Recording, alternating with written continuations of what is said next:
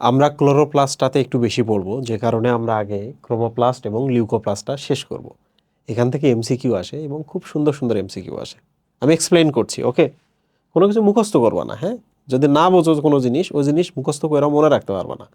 আর যে জিনিস বুঝবা ওই জিনিস মুখস্থ না করলেও মনে থাকবে, ওকে? আসবো, দেখো ক্রোমোপ্লাস্ট আমি কিছুক্ষণ আগে বলেছিলাম যে কোনো একটা বাটি থাকবে, দ্যাট ইজ প্লাস্টিড। এই যে প্লাস্টিড, সেই বাটির ভেতরে যদি কখনো এরকম, সরি সবুজ রং দিয়ে ফেলেছি, ক্ষমা প্রার্থী,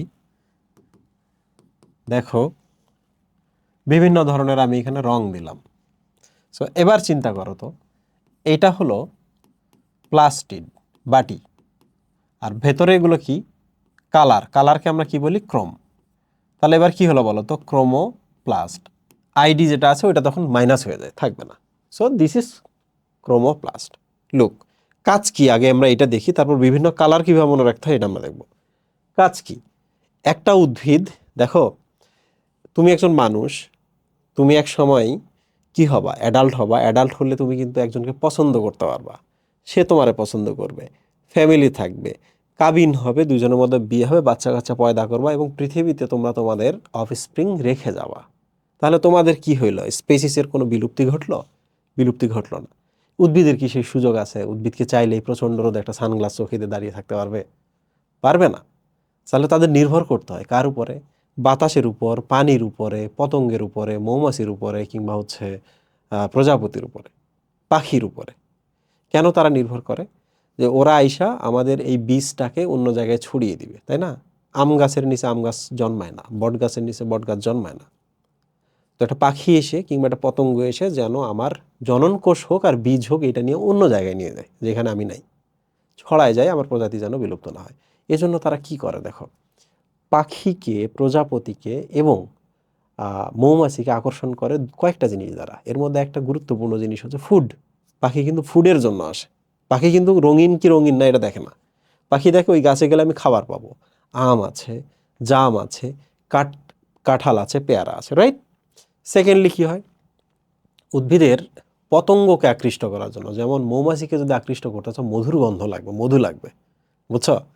তাহলে ফুলের মধ্যে তারা নেকটার তৈরি করে, মধু তৈরি করে, ওকে? আর পতঙ্গকে কিন্তু আরেকভাবে আকৃষ্ট করা যায়। পতঙ্গ কিন্তু খুব চমৎকার রং দেখতে পায়, বুঝছো? পতঙ্গের চোখ এত চমৎকার যে ওরা রংটা খুব সুন্দর বুঝতে পারে।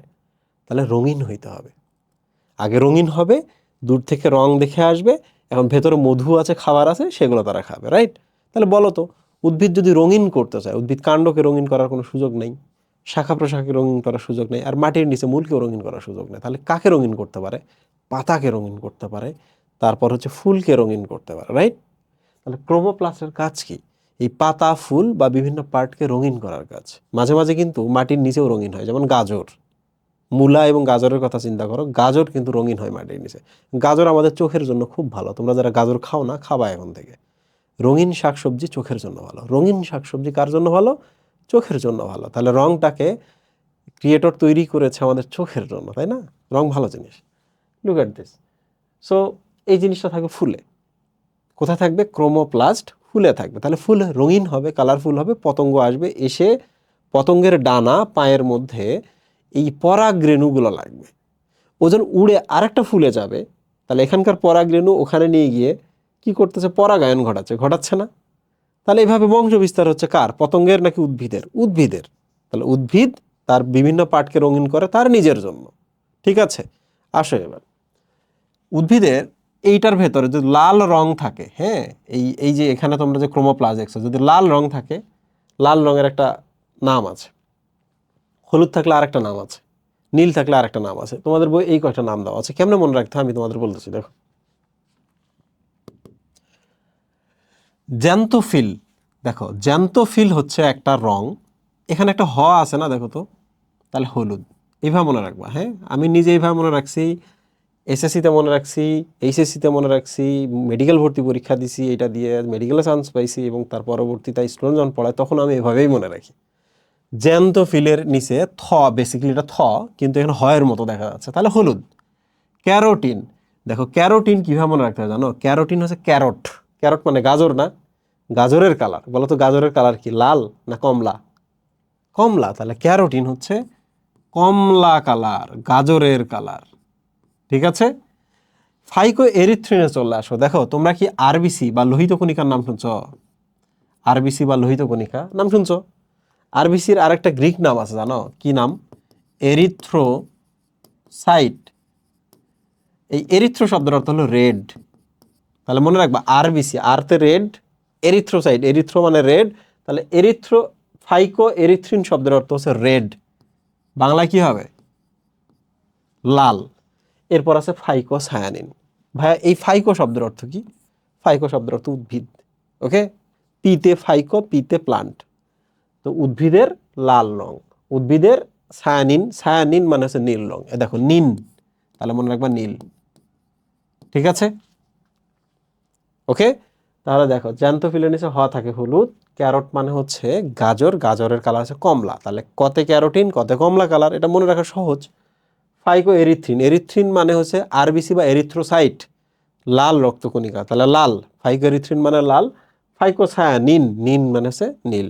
ওকে, সো আশা করছি ক্রোমোপ্লাস্টের এই কালারগুলো জানবা। সেকেন্ডলি ক্রোমোপ্লাস্টের লাভ কি, ক্রোমোপ্লাস্ট থাকলে পরাগায়ন হয়, এটা ডান।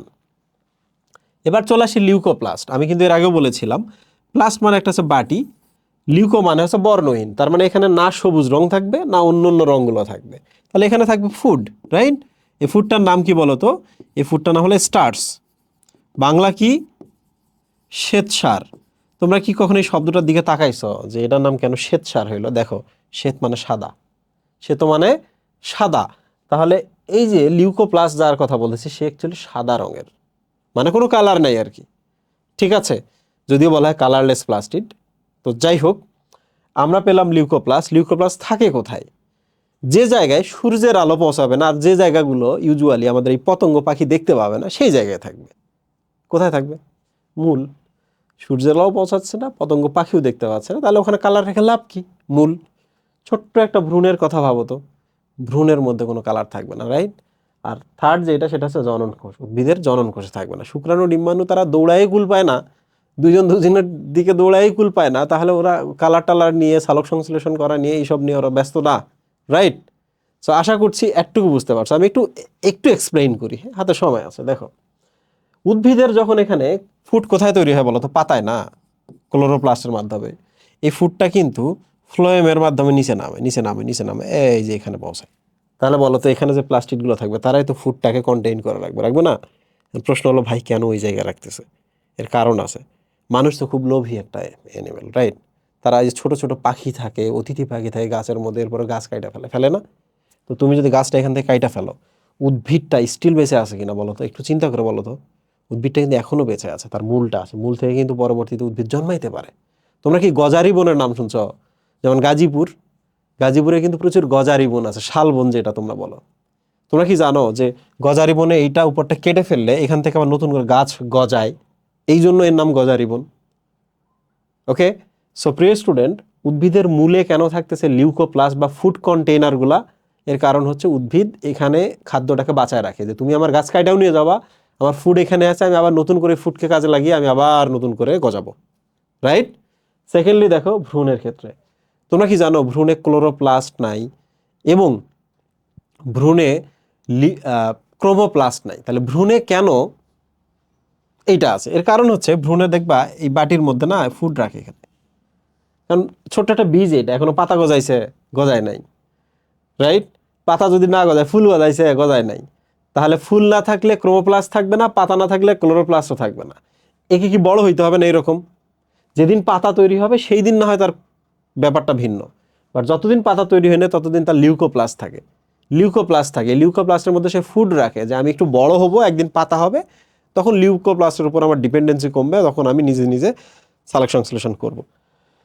এটা জাস্ট লুকাই লুকাই কাজ করে ওরা। সো আশা করছি তোমাদের লিউকোপ্লাস্ট নিয়েও পড়া শেষ। এখন আমরা যাব হচ্ছে খুব ইম্পর্টেন্ট একটা জায়গায়, সেটা হচ্ছে ক্লোরোপ্লাস্ট। প্রিয় স্টুডেন্ট দেখো, এই জায়গাটা যদি তুমি বোঝো তাহলে তোমার পড়াটা খুব সহজ হয়ে যায়, কারণ পরীক্ষায় সবচেয়ে বেশি প্রশ্ন আসে এখান থেকে। দেখো ক্লোরোপ্লাস্ট হচ্ছে সবুজ রঙের প্লাস্টিক, খেয়াল করছো? সবুজ রং ধারণকারী, এটা মানে কি? সবুজ রং ধারণ করে, যে সবুজ রঙের প্লাস্টিড। ওকে, দেখো উদ্ভিদের পাতা সবুজ না, উদ্ভিদের কচি কাণ্ড মানে এরকম একটু বাইর হচ্ছে, তোমরা খেয়াল করে দেখো কচি কাণ্ড সবুজ, রাইট, ওখানেও ক্লোরোপ্লাস্ট থাকবে এবং আরো অনেক অংশে ক্লোরোপ্লাস্ট পাওয়া যেতে পারে। ইভেন ফুলের ক্ষেত্রে তোমরা কখনো দেখছো ফুলের কোমরের কাছে বৃতি থাকে, উপবৃতি থাকে, জবা ফুলের দেখবা ফুলটার কোমরের কাছে বৃতি এবং উপবৃতি সবুজ রঙের, ওদের ওখানেও ক্লোরোপ্লাস্ট থাকে। তার মানে অন্যান্য অংশ বলতে ওই জিনিসগুলোর কথা বলেছে। এখানে গ্রানা, স্ট্রোমা বিভিন্ন জিনিসের কথা বলেছে। এখানে রাসায়নিক শক্তিতে রূপান্তর করে সৌরশক্তিকে। তারপর দেখো পানি ব্যবহার করে সরল শর্করা তৈরি করে, বিভিন্ন ধরনের এক ধরনের কথা বলছে না? তো আমি তোমাদের জিনিসটা একটু এক্সপ্লেইন করি, শোনো। এইটা ধরা যাক একটা, আমি ডিটেল চিত্র তোমাদের অঙ্কন শেখাবো। এটা ধরা যাক একটা ক্লোরোপ্লাস্ট। মনে রাখবা ক্লোরোপ্লাস্টও এক ধরনের ব্যাকটেরিয়া, মাইটোকন্ড্রিয়াল এক্সারের মতো, দেখছো না? সো মাইটোকন্ড্রিয়াল এক্সারের মতো। তাহলে এইটাতে দেখো এই যে আরেকটা কোষ, এটা আরেকটা কোষ। ওকে, এখন দেখো এই কোষের মধ্যে এই যে জিনিসগুলো দেখতেছো, আচ্ছা একটা একটা করে দেখে বলো তো, এটা থলির মতো না এই জিনিসটা? তাহলে থলির মতো থাইলাকয়েড, অয়েড মানে কিন্তু মতো, বুঝছো? অয়েড মানে মতো, থলির মতো। তাহলে ভালো করে দেখো, একটা জিনিসের নাম কিন্তু থাইলাকয়েড। এবার দেখো যখনই তুমি এইরকম অনেকগুলো থলি একসাথে দিবা, অনেকগুলো থলি যখন একসাথে দিবা, থাইলাকয়েড, কয়টা থলির মতো আছে এখানে? 6টা আছে না? এই সবাইকে এবার একসাথে যদি আমি নাম দেই, এর নাম বলি আমি গ্রানাম। আমি বলেছিলাম কোনো শব্দের শেষে যদি আম থাকে, আম দ্বারা সিঙ্গেল বোঝায়। বলো তো এখানে একটা সিঙ্গেল সেট আছে না? এদিকে যদি আরেকটা থাকতো, এখানে যদি আরেকটা থাকতো, এখানে যদি আরেকটা থাকতো, গ্রানা হতো। সবাই মিলে কিন্তু গ্রানা। একটা সেটকে বলা গ্রানাম, একটা সেটের ভেতরে প্রত্যেকটা থলিকে বলা হয় থাইলাকয়েড। বন্ধুরা এটুকু বুঝলে আনাফ। এবার দেখো এই যে এগুলোর নাম হচ্ছে থাইলাকয়েড বা গ্রানাম সবাই মিলে, আর এই জায়গাটার নাম হচ্ছে ম্যাট্রিক্স বা স্ট্রোমা। মাইটোকন্ড্রিয়াতে কিন্তু আমি তোমার বলেছিলাম যে এটা মা, বুঝছো? এটা মা। ওকে, এটা হচ্ছে মা। এই অঞ্চলটা তারা ধারণ করে, তারা পুষ্টি ধারণ করে, প্রয়োজন যা লাগে দেয়, খারাপ জিনিসগুলো তারা নেয়। প্রিয় স্টুডেন্ট, এখন দেখো মজার কি ঘটনা ঘটে দেখো। দিস ইজ সূর্যের আলো। সূর্যের আলো ধারণ করার জন্য তোমাকে কি লাগবে বলো তো? রং লাগবে না? রং কি তুমি এখানে ছিটাই দিবা? রঙের তো কৌটায় রাখতে হবে, তাই না? রং ছড়ায় বললে তো বিপদ। তাহলে এগুলো কৌটা না, এগুলো কৌটা কি না? তাহলে এক কাজ করো, রংগুলো তুমি এগুলোতে রাখো, এখানে রাখো না। এবার তোমরা বলো তো আমাকে, সূর্যের আলো কোথায় আসবে বলো? সূর্যের আলো এখানে আসবে, ম্যাট্রিক্সে আসবে, নাকি থলিগুলার ভেতরে বা গ্রানামে আসবে বলো? তাহলে সূর্যের আলো আসে এই যে এখানে। তাহলে আমরা একটা একটা করে দেখি। সূর্যের আলো কোথায় আসে? গ্রানা বা থাইলাকয়েড, একই কথা। এগুলো মুখস্থ করবা না, ওকে? যেখানে রং সেখানে যাবে। আর রংকে আমরা চাইলেও এখানে ছড়ায় রাখতে পারবো না, রংকে আমাদের বন্দি করে বাটির মধ্যে রেখে দিতে হবে। ভেরি গুড, সূর্যের আলো ওখানে চলে গেছে। বলো তো সূর্যের আলো কি? সূর্য শক্তি না? বলো তো আলোক শক্তি কিনা বলো? সূর্য শক্তি বা আলোক শক্তি। ফিউচারে আমরা কি গ্লুকোজ বানাবো না? গ্লুকোজ কি রাসায়নিক পদার্থ না? তাহলে বলো তো আলোক শক্তিটা কিসে পরিণত হবে এখানে? রাসায়নিক শক্তিতে, ঠিক কিনা? ওকে, এই দেখো এটা কিন্তু ভালো করে দেখো, এটার নাম স্টার্চ, আর এই যে এটার নাম হচ্ছে গ্লুকোজ। তাহলে বলো তো এইটা সরল নাকি এটা সরল? ডানেরটা সরল না? তাহলে এটার নাম হলো গ্লুকোজ এবং এটা হচ্ছে সরল। ওস থাকা মানে শর্করা, তাহলে এটা একটি সরল শর্করা। তাহলে বলো আমরা এখন কি দেখতেছি? আলোক শক্তিকে রাসায়নিক শক্তিতে রূপান্তর করব। রাসায়নিক শক্তি মানে গ্লুকোজ তৈরি, আর গ্লুকোজ একটি সরল শর্করা। আলো কোথায় আসে বলো তো? থলিগুলোর ভেতরে যেখানে রং আছে, থলিগুলোকে আমরা একসাথে কি বলি? গ্রানাম বলি। আর যত গ্রানাম থাকে পুরো ক্লোরোপ্লাস্টে, এটার নাম কি? গ্রানা। তো প্রিয় স্টুডেন্ট, এটুকু তো তুমি বুঝতে পারছো, বুঝছো কিনা? তুমি কি জানো ঘটনা কিন্তু এখনো শেষ হয় নাই। মূলের মাটির নিচে পানি আছে না? পানি আছে না? এই পানিটা কোথায় আসে জানো? এই জায়গার মধ্যে আসে। তাহলে দেখছো সূর্যের আলো ওখানে আসতেছে, পানি ওইটার মধ্যে আসতেছে। সূর্যের আলো এবং পানির মধ্যে ঘটনা ঘটে, এই নানা ধরনের ঘটনা ঘটে। তোমরা কি জানো এরপর কি উৎপন্ন হয়? এটিপি উৎপন্ন হয় এবং NADPH প্লাস এইচ প্লাস উৎপন্ন হয়। পি পি এখানে একটা পি আছে কিন্তু NADH না, NADPH। সো প্রিয় স্টুডেন্ট একটু খেয়াল করো, সূর্যের শক্তি যেটা আছে না, সূর্যের মধ্যে আলোক শক্তি আছে না, আলোক শক্তিটা এখানে আসলো না, খেয়াল করতে এটিপি নামক শক্তি বা NADPH প্লাস এইচ প্লাস নামক শক্তিতে কনভার্ট হইলো। তাহলে বলো তো আলোক শক্তিটা রাসায়নিক শক্তিতে কনভার্ট হইলো না? হইলো কি না? চমৎকার। আমরা মোটামুটি সূর্যের আলো এবং পানিকে ব্যবহার করতে পেরেছি। আরেকটা জিনিস বাকি আছে না, কার্বন ডাইঅক্সাইড। বায়ুমণ্ডলে আছে কার্বন ডাইঅক্সাইড। চিন্তা করো, তোমরা কি জানো কার্বন ডাইঅক্সাইড আসবে এখানে? কারণ এখানে একটা চক্র আছে, এটার নাম হলো C3 চক্র। এটা থেকেই সেই গ্লুকোজ উৎপন্ন হয়। কি উৎপন্ন হয় বলো তো? গ্লুকোজ উৎপন্ন হয়। মজার জিনিসটা দেখো, এবার বলো তো গ্লুকোজ তৈরি কোথায় হয়? থলির ভেতরে নাকি স্ট্রোমাতে? স্ট্রোমাতে তৈরি হয়। এখন প্রশ্ন হলো ভাই কেন? ওখানে তো হইতে পারতো এটা। বন্ধুরা একটা জিনিস ডিপ চিন্তা করো, এই জিনিসটা আমি জানি না তোমাদের এই বয়সে মাথায় ঢুকবে কিনা। গ্লুকোজ অনেক বড় একটা রাসায়নিক অণু। তুমি যদি না এটার ভেতরে গ্লুকোজ বানাইতা, কারণ তুমি তো কোটি কোটি গ্লুকোজ বানাবা, বলো তো এই থলি ভেদ করে তুমি যদি বাইরে নিয়ে আসতে চাও, বাইরে নিয়ে এসে যদি আবার এই দুইটা মেমব্রেন ভেদ করে যদি বাইরে নিয়ে আসতে চাও, অনেক শক্তি খরচ হবে না ফিউচারে? যে গ্লুকোজকে তুমি শক্তির আশায় বানাইলা, সেই গ্লুকোজ বানাইয়ে তারে বাইর করতেই যদি সব শক্তি খরচ হয়ে যায়, সেই গ্লুকোজ বানায় লাভ কি? এই জন্য গ্লুকোজ ভেতরে উৎপন্ন না হয়, বাইরে উৎপন্ন হয়। আরও একটা কারণ আছে, গ্লুকোজ তৈরি করার জন্য অনেকগুলো এনজাইম লাগে। Enzyme enzyme enzyme enzyme enzyme enzyme উৎসেচক বা এনজাইম লাগে। এতগুলো এনজাইম তুমি এটার ভেতরে রাখতে পারবে না। তাহলে বলো তো গ্লুকোজ তৈরির কারখানাটা অনেক বড়, আর অনেক বড় কারখানা আমাকে অনেক বড় জায়গায় রাখতে হবে, রাইট? তাহলে দেখো এই চক্রটা চালাইতে কার্বন ডাইঅক্সাইড বায়ু থেকে এখানে আসলো, কোথায়? যে স্ট্রোমাতে আসলো। স্ট্রোমাতে C3 চক্র, সেখান থেকে গ্লুকোজ উৎপন্ন হচ্ছে। কথা এখানে শেষ হয় নাই। এই চক্রটা চালাইতে গেলে তোমার শক্তি লাগবে না?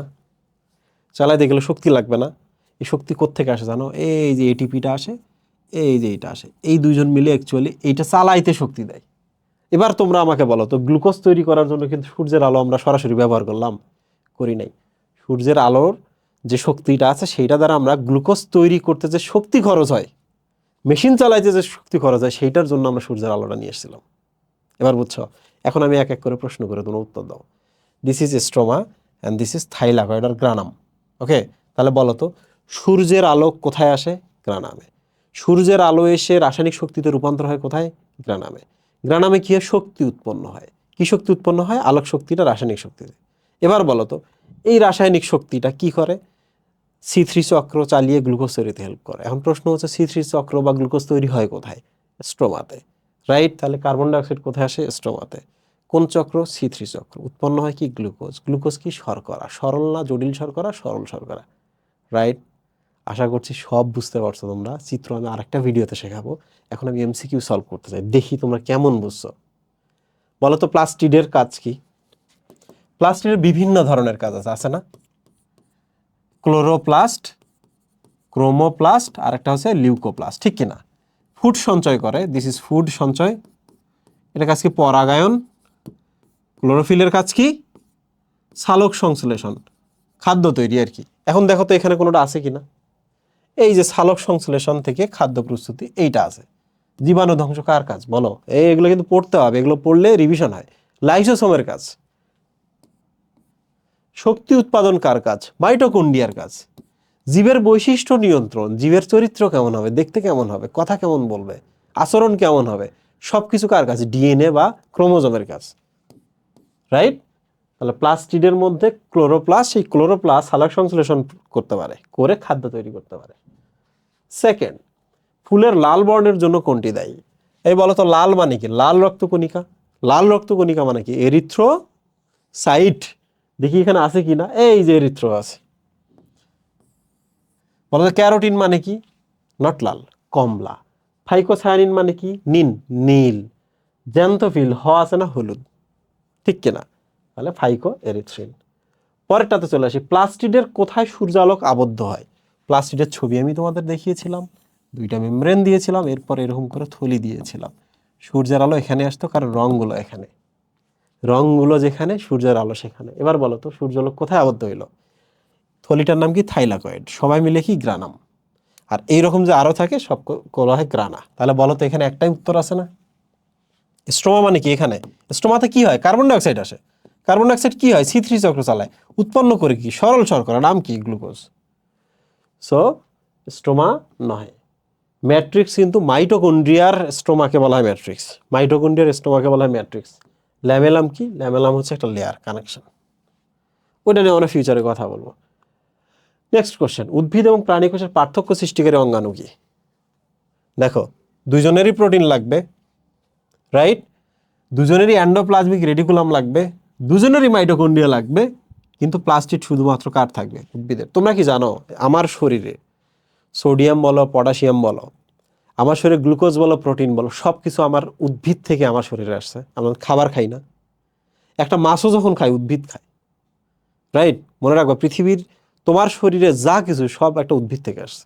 তুমি যে হরিণ খাও, গরু খাও, খাসি খাও, ওরা কিন্তু ঘাস খাইছে, রাইট? তার মানে উদ্ভিদ থেকে আসছে। তো যাই হোক না কেন, উদ্ভিদ এবং প্রাণী কোষের মধ্যে প্লাস্টিড। এবার চলে আসি কোনটি প্লাস্টিড নয়। বন্ধুরা একটু দেখো, প্লাস্ট, প্লাস্ট, প্লাস্ট, প্লাস্ট, সবগুলোই প্লাস্টিড মনে হচ্ছে। সবুজ রং ধারণকারী ক্লোরোপ্লাস্ট, কালারফুল রং ধারণকারী ক্রোমোপ্লাস্ট, ফুড ধারণকারী leucoplast. What is tonoplast? Tonoplast আমি একটু দেখাই। এটা উদ্ভিদ কোষ। তোমরা জানো উদ্ভিদ কোষের ভেতরে এত বড় একটা বাবল থাকে। এই ভালো করে বলো, হোয়াট ইজ দিস? বাবল বা কোষ গহ্বর। একবার চিন্তা করো তো, সাইটোপ্লাজমের ধাক্কায় কি এটা ভেতরে ঢুকে ফেটে যাইতে পারে না? পারে কিনা? এটা কি ভেতরে ধাক্কা খেয়ে ভেতরে যাইতে পারে কিনা? এই দেয়ালটা সাইটোপ্লাজমের ধাক্কায় পারে কিনা এটা ভেতরের দিকে? পারে। তো এই জন্য বুঝছো, প্রচন্ড চাপে থাকে সে। কিসে থাকে বলো তো? এখানে একটা মেমব্রেন তখন থাকে। এখানে কি থাকে? একটা মেমব্রেন। ভালো করে দেখো, এটার নাম মেমব্রেন। প্রচন্ড চাপে থাকে সে। কার? সাইটোপ্লাজমের। চাপ মানে কি বলো তো? টেনশন না? টেনশন না? টেনশন থেকে আমি কি টনো কথাটা নিয়ে আসতে পারি কিনা? টেন, টনো। বলো তো এইটা কার চাপে থাকে? সাইটোপ্লাজমের। প্লাজমের চাপে থাকে। প্লাজম বা প্লাস্ট। তাহলে বলো এর নাম কি? টনোপ্লাস্ট। এমন একটি মেমব্রেনের কথা বলা হয়েছে যেটা অ্যাকচুয়ালি কোষ গহ্বরের থাকে, সাইটোপ্লাজমের চাপে থাকে, টেনশনে থাকে, এই জন্য তার নাম টনোপ্লাস্ট। তাহলে টনোপ্লাস্ট কোনোভাবে প্লাস্টিড নয়, রাইট? ওকে, প্লাস্টিড কত প্রকার? কালার থাকে, সবুজ কালার থাকে, ফুড থাকে, 3 ধরনের। সৌরশক্তিকে আবদ্ধ করে রাসায়নিক শক্তিতে রূপান্তর করে কি? দেখো, আলোক শক্তি হয়ে গেল রাসায়নিক শক্তি। কোনটি? আরে কঠিন তো। এটা আনসার না, এটা আনসার না। এই অক্সিজম কিন্তু মাইটোকন্ড্রিয়াতে থাকে। তাহলে আলোক শক্তি মাইটোকন্ড্রিয়ার সাথে কোনো সম্পর্ক নাই। কার সাথে আছে? ক্লোরোপ্লাস্টের সাথে আছে। থাইলাকয়েড, তাই না? এই যে এগুলোর নাম থাইলাকয়েড। আলোক শক্তি এখানে আসে, এসে রাসায়নিক শক্তিতে রূপান্তর হয়। ইয়েস। ক্লোরোপ্লাস্টের কোন অংশে সালোক সংশ্লেষণের আলোক পর্যায় সংঘটিত হয়? মাথাটা তো খারাপ করে দিল, একই প্রশ্ন কেন বারবার আসছে? একটা জিনিস দেখছো, যে তুমি যদি 15 দিন বা 20 দিন একটানা আমার ক্লাসগুলো করো, তাহলে তোমার বায়োলজি শেষ হয়ে যাবে। তোমাকে কোথাও আটকানো পসিবল না। ক্লোরোপ্লাস্টের কোন অংশে সালোক সংশ্লেষণে আলোক পর্যায়? দেখো, আবার সেম প্রশ্ন। আলোক পর্যায় মানে বোঝো, এখানে যেটা হয়েছে গ্লুকোজ তৈরি কার্বন ডাই অক্সাইড দিয়া, এটা কিন্তু আলোক নিরপেক্ষ পর্যায়, কারণ সূর্য আলোক এখানে আসে না। আলোক পর্যায় অ্যাকচুয়ালি এখানে, এই যে থাইলাকয়েডের ভেতরে, বুঝছো? দেখি 2 ঝিল্লির মাঝখানে। নো, ওরা এই জায়গার কথা বলতেছে না, এখানে হয় না। স্ট্রোমা, ওরা এখানকার কথা বলছে না, এখানে সূর্যের আলো নাই। গ্রানাম, ল্যামেলাম, ওরা এই যে এটার কথা বলছে না, এটা নিয়ে আমরা কথা এখন বলবো না, এটা নিয়ে ফিউচারে আমরা কথা বলবো। গ্রানা, এগুলোর কথা বলছে। হ্যাঁ, সূর্যের আলো এখানে আসে, আলোক শক্তি রাসায়নিক শক্তিতে রূপান্তর হয়, তার মানে ঠিক আছে। So answer is grana. ক্লোরোপ্লাস্টের কোন অংশ সূর্যালোককে আবদ্ধ করে? মাদার খাইছে, একই প্রশ্ন, একই লাইন। পুরা চ্যাপ্টারের মধ্যে আর কোনো কোশ্চেন ছিল না? তোমরাই বলো তো, আমরা ক্লাসটা করার পর, আমরা এখন মহাপণ্ডিত না? মহাপণ্ডিত যেহেতু হয়ে গেছি, আমাদের এই ধরনের একই কোশ্চেন সব জায়গায় দিয়ে দিয়ে আমাদের অপমান করা হচ্ছে না? ওকে, কোন অংশ সূর্যালোক ধারণ করে? এটা আর কিভাবে আমি বলি? গ্রানা, থাইলাকয়েড বা গ্রানা। সো আশা করছি তোমরা পুরো ব্যাপারটা বুঝতে পেরেছো। সময় দাও, সময় তোমাকে পরীক্ষায় মার্ক আকারে ফিরিয়ে দিবে। থ্যাংক ইউ, আল্লাহ হাফিজ।